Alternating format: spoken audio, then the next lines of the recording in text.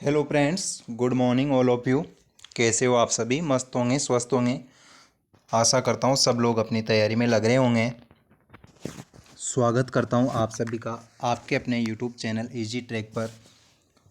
आप लोग अगर चैनल पर नए हो तो चैनल को सब्सक्राइब कर दीजिएगा, क्योंकि मैं आप लोगों के लिए वर्तमान में शिक्षण वीडियो की बहुत अच्छी श्रृंखला चला रखी है, जिसमें 7 क्लासें मैं शिक्षण वीडियो की पहले डाल चुका हूँ।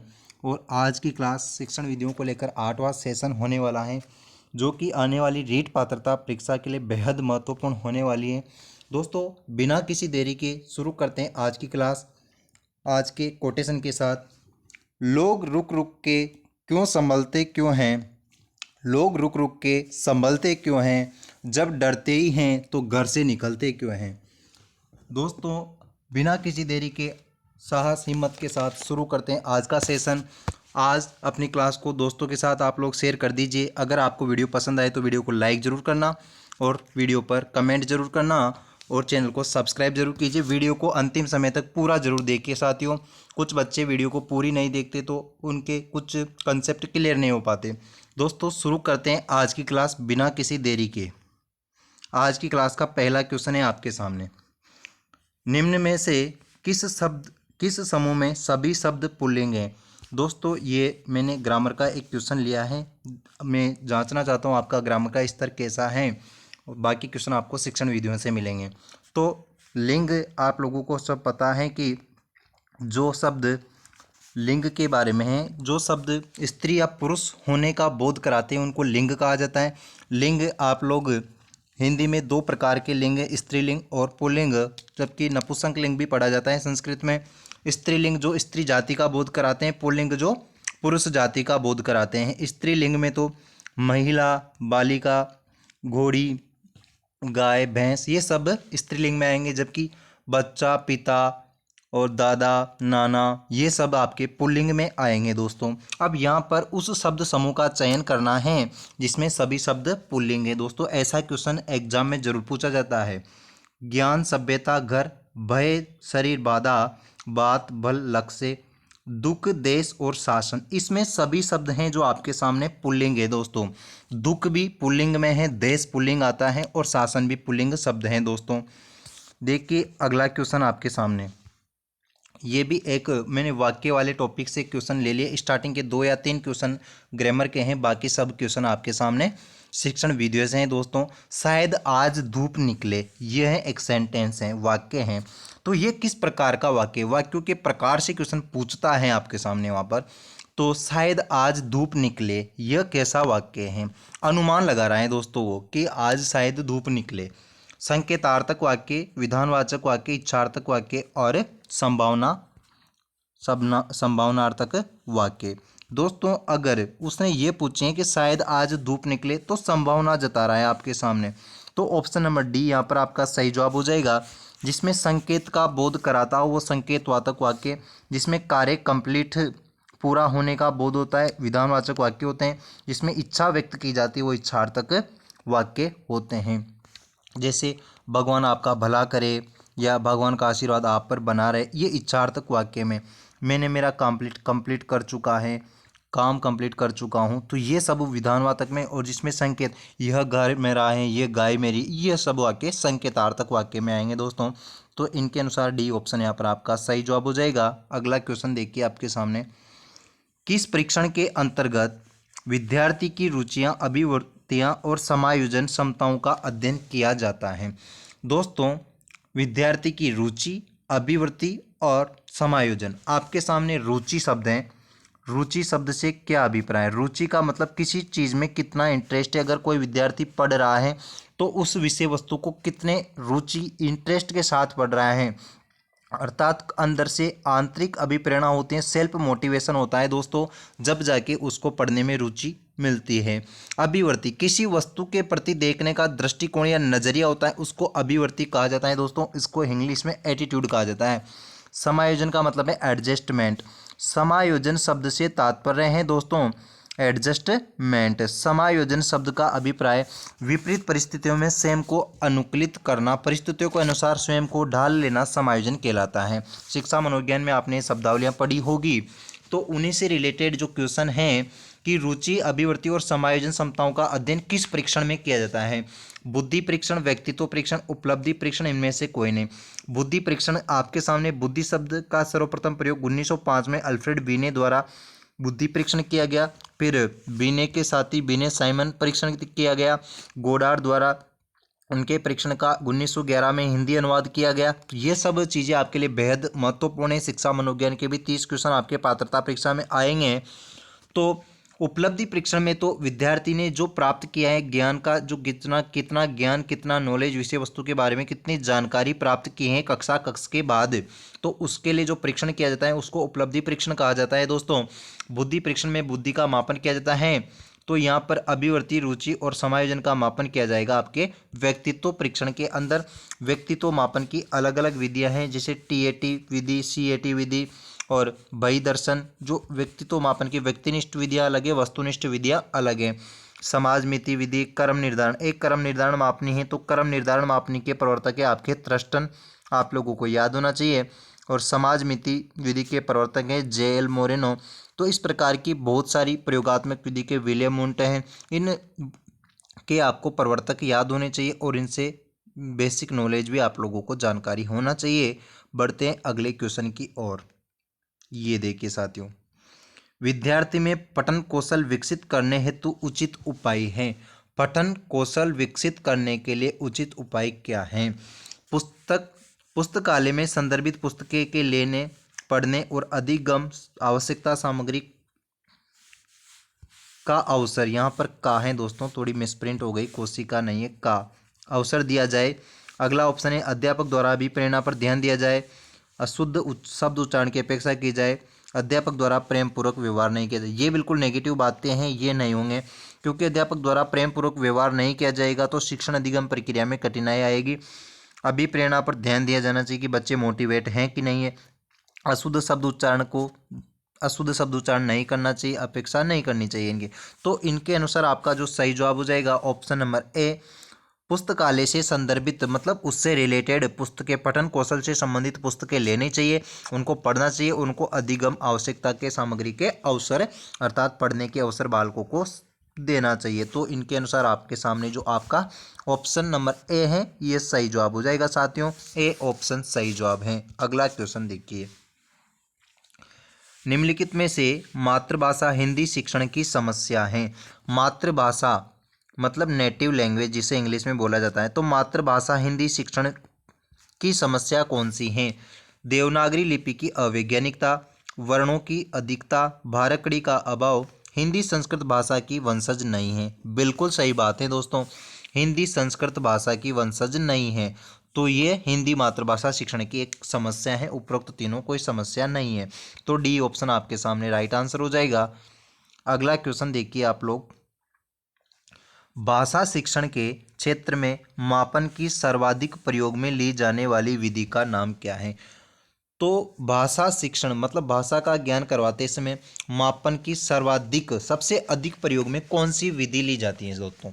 अगर आपको कंटेंट अच्छा लग रहा हो, वीडियो अच्छी लग रही हो, तो वीडियो को लाइक कर दो, चैनल को सब्सक्राइब कर दो यार, और अपने साथियों के साथ शेयर जरूर कीजिए। आपको अच्छा लगे तो शेयर कीजिए, मैं तो आऊँगा नहीं आप लोगों से वहाँ शेयर करवाने के लिए। अगर आपको लगे कि हाँ शेयर करना चाहिए तो शेयर कर दीजिए, अपने व्हाट्सअप स्टेटस पर लगा दीजिए, क्योंकि कुछ आपके साथियों को भी वीडियो का फ़ायदा मिल सके। क्योंकि मैं आप लोगों के लिए हमेशा तैयार हूँ और आप लोगों के साथ अंतिम समय तक बना रहूँगा। तो आप लोग लाइक ज़रूर करना, कमेंट शेयर ज़रूर कीजिए। मापन की सर्वाधिक प्रयोग में ली जाने वाली विधि का नाम, निदानात्मक परीक्षण, लिखित परीक्षा, योग्यता परीक्षा, भावनात्मक परीक्षा। दोस्तों निदान का मतलब है कि कमियों का पता लगाने के लिए, उनका उपचार करने के लिए जो परीक्षण किया जाता है उसको तो निदानात्मक परीक्षण कहा जाता है। लिखित परीक्षा आयोजन करवाया जाता है जब बच्चों का साल भर जो उनको पढ़ाया जाता है उसके लिए उनका मूल्यांकन करने के लिए, साल भर जो पढ़ाया जाता है उनकी उपलब्धि का पता लगाने के लिए लिखित परीक्षा ली जाती है। योग्यता मतलब छात्रों में क्या क्या एबिलिटी है उसका पता लगाने के लिए योग्यता परीक्षण किया जाता है। भावनात्मक परीक्षा भी होती है दोस्तों। तो इसका जो सही जवाब हो जाएगा लिखित परीक्षा, बी ऑप्शन आपके सामने राइट आंसर है। क्योंकि मापन की सर्वाधिक प्रयोग लिखित परीक्षा सर्वाधिक बेस्ट मेथड है, सर्वाधिक काम में ली जाती है, क्योंकि लिखित परीक्षा के माध्यम से आराम से शिक्षक पता लगा सकता है कि बच्चे को इस विषय वस्तु के बारे में कितना ज्ञान है कि कितना नहीं है। अगला क्वेश्चन, निम्नलिखित में से एक विशेष प्रकार का भाषा शिक्षण साधन है जिसे वर्तमान में विद्यालय शिक्षण में सर्वाधिक प्रयोग करने पर बल दिया जा रहा है। बहुत अच्छा क्वेश्चन है दोस्तों। सर्वाधिक विद्यालय में वर्तमान में प्रयोग करने पर सर्वाधिक बल दिया जा रहा है। Radio, television, overhead projector, tap recorder. दोस्तों जो आपके सामने जो ओवरहेड प्रोजेक्टर होता है, आप कहोगे सर ये क्या होता है?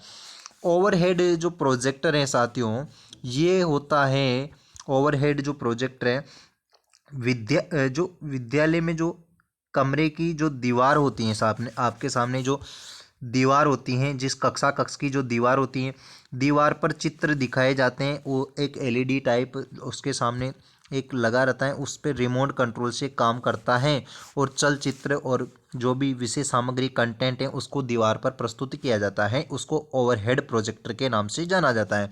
तो सी ऑप्शन आपके सामने राइट आंसर हो जाएगा। अगला क्वेश्चन देखिए दोस्तों, ये देखिए आपके सामने, निम्न में से भाषा शिक्षण पद्धति में सर्वोपरि स्थान है। भाषा शिक्षण पद्धति में सबसे ऊपर स्थान किसका है, अर्थात किसके बिना तो भाषा शिक्षण पद्धति संभव नहीं है। दैनंदिनी, पाठ्य पुस्तक, ग्रीन बोर्ड, जॉर्डन। दोस्तों सर्वाधिक उपयोग में ली जाने वाली सबसे मोस्ट इम्पोर्टेंट है पाठ्य पुस्तक। पाठ्य पुस्तक के बिना कुछ भी नहीं है। व्याख्यान विधि में भी पाठ्य पुस्तक होती हैं और पाठ्य पुस्तक का बेहद महत्वपूर्ण रोल होता है शिक्षण प्रक्रिया के दौरान। तो पाठ्य पुस्तक सर्वोपरि होती है। बी ऑप्शन आपका सही जवाब हो जाएगा। अगला क्वेश्चन, प्राथमिक स्तर के पश्चात पद्य और कविताओं का चयन करते समय ध्यान रखना चाहिए। बहुत अच्छा क्वेश्चन है। प्राथमिक स्तर का मतलब कक्षा 1 से 5, तो उसके बाद अर्थात जब बच्चे कक्षा 5 के बाद अर्थात जो 15 साल से बड़े हो जाते हैं, 15 साल से ऊपर हो जाते हैं, तो उनके लिए पद्य और कविता का चयन करते समय किनका ध्यान रखना चाहिए? ऑप्शन ए, कविता की भाषा क्लिष्ट होनी चाहिए, कविता जीवन से दूर कृत्रिम हो, कविता की भाषा कक्षा स्तर के अनुकूल हो, कविता कल्पना जगत में विचरण नहीं करती है। वेरी इंपॉर्टेंट क्वेश्चन रहेगा, स्टार लगा लेना। कविता की भाषा कक्षा स्तर के अनुकूल हो। दोस्तों कविता की भाषा कक्षा स्तर के अनुकूल होना बेहद ज़रूरी है, क्योंकि अगर कोई भी विषय वस्तु है वह विद्यार्थी के स्तर के अनुकूल ही नहीं है, तो उसको उसका मानसिक स्तर नहीं है, उसके आयु वर्ग के अनुसार उचित नहीं है, तो बालक को पढ़ने में कठिनाई आएगी। इसलिए मानसिक स्तर का तथा आयु वर्ग का ध्यान रखकर विषय वस्तु का चयन किया जाता है। सी ऑप्शन आपके सामने सही जवाब हो जाएगा। अगला जो क्वेश्चन देखिए, निम्न में से मातृभाषा, राष्ट्रीय जागरण और सांस्कृतिक पुनरुत्थान को किस शिक्षण विधि पर बल मिला है? यहाँ पर थोड़ा गलत हो गया। पुनरुत्थान शिक्षण विधि से को किस शिक्षण विधि से बल मिला है? किस शिक्षण विधि से बल मिला है? डाल्टन योजना, बेसिक शिक्षा, किंडरगार्टन विधि, प्रोजेक्ट विधि। दोस्तों इसका सही जवाब हो जाएगा बेसिक शिक्षा। बेसिक शिक्षा का यूज सर्वप्रथम महात्मा गांधी जी के द्वारा बेसिक शिक्षा का कार्यक्रम चलाया गया है। दोस्तों बेसिक शिक्षा, तो वहाँ से मातृभाषा सीखना, राष्ट्रीय पुनर्जागरण और सांस्कृतिक पुनरुत्थान के लिए बेसिक शिक्षा से बल मिला है। दोस्तों बी ऑप्शन आपके सामने सही जवाब हो जाएगा।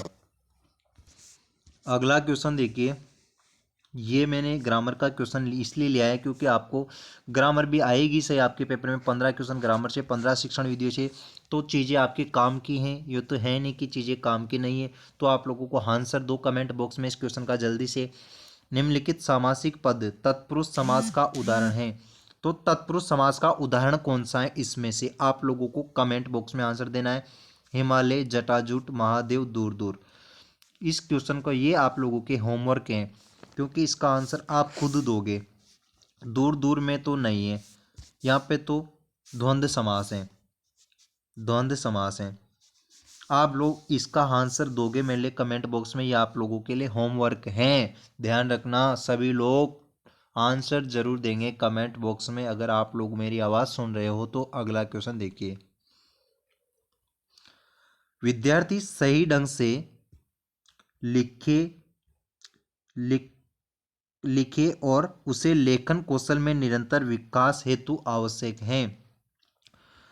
ऑप्शन ए, अध्यापक विद्यार्थी लिपि शब्द और वाक्य रचना की शुद्धियों को दूर करते रहे। अच्छा लेखन करने पर असीमित प्रशंसा की जाए, ये तो हो नहीं सकता। असीमित अनलिमिटेड अगर प्रशंसा करोगे तो विद्यार्थी, नहीं ये नहीं होगा। विद्यार्थी के साथ सहानुभूति व्यवहार नहीं किया जाए, ये नेगेटिव बात हो गई, ये भी नेगेटिव हो गई। कक्षा में उचित फर्नीचर की व्यवस्था की जाए, ऐसा कुछ नहीं है।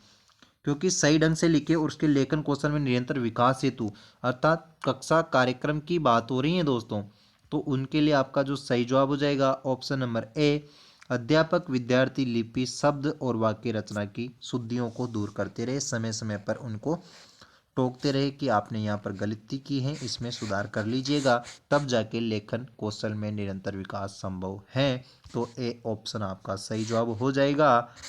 अगला क्वेश्चन देखिए। निम्नलिखित में से दृश्य साधन का उपयुक्त उदाहरण है। दृश्य साधन का उपयुक्त उदाहरण कौन सा है? ऑप्शन ए, चलचित्र, चित्र विस्तारक, रेडियो, दूरदर्शन। दृश्य साधन का उपयुक्त उदाहरण कौन सा है? दोस्तों, दृश्य साधन का इनमें से उदाहरण है चित्र विस्तारक। तो बी ऑप्शन आपके सामने सही जवाब हो जाएगा। वीडियो अच्छी लगी तो वीडियो को लाइक जरूर कीजिए, कमेंट जरूर कीजिए। Thank you, thank you, thanks.